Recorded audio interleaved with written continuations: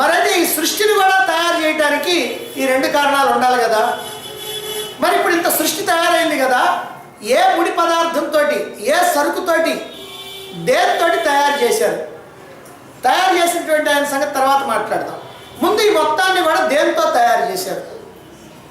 ఇప్పుడు ఈ సృష్టి కనుక దేనితోనన్నా తయారైంది అంటే అది ఈ సృష్టికర్త అయినటువంటి భగవంతుడి కంటే వేరే ఉండి ఉండాలి.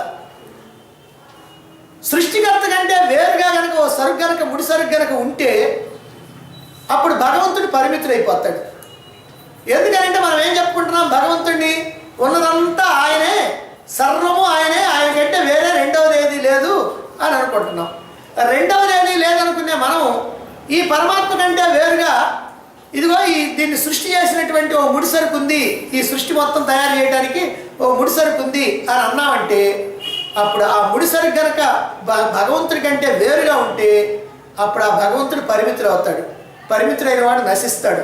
నశించేవాడిని భగవంతుడు అంటానికి వీల్లేదు. కాబట్టి వేరే సరుకు లేదు. మరైతే ఏమీ లేకుండా ఎట్ట తయారైందండి?